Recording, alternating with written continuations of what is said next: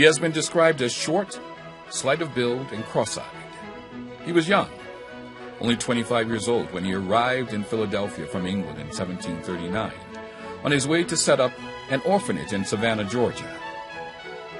But he was a preacher, the likes of which had never been seen before in the colonies. He was George Whitefield, and his sermons would forever change the social and religious landscape of America.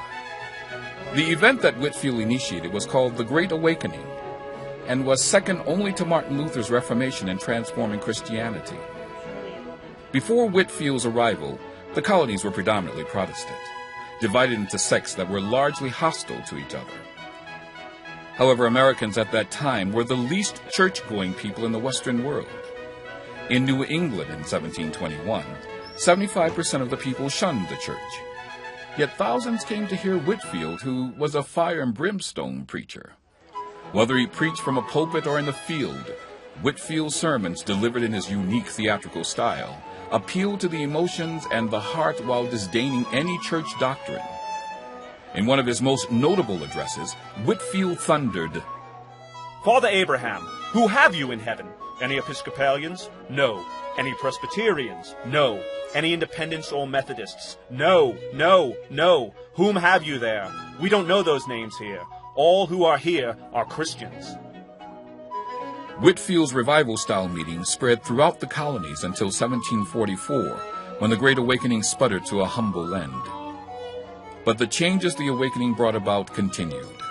The monolithic sect splintered into numerous denominations that were suited to individual preferences. Through this proliferation, they became less hostile to each other, which helped to break down barriers between colonies. The experience of the Great Awakening also cut across class lines, so that people no longer defined themselves in terms of class distinctions. Revival meetings were attended by young and old, rich and poor, educated and illiterate, men and women, and were even open to blacks and Native Americans.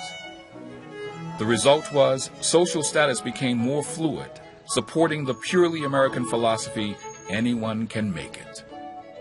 The newly enlightened of the Great Awakening turned their attention to education, founding many of today's Ivy League schools, including Princeton and Dartmouth.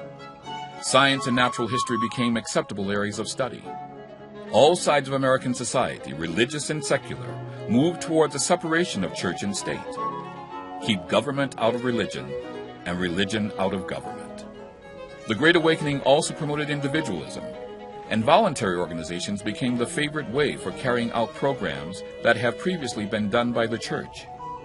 This form of political and membership organization flourished in the 19th century and remains a prominent feature of the American landscape.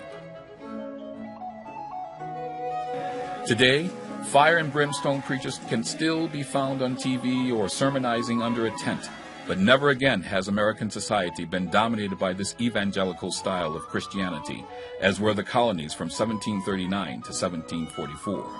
George Whitefield himself died in Philadelphia in 1770.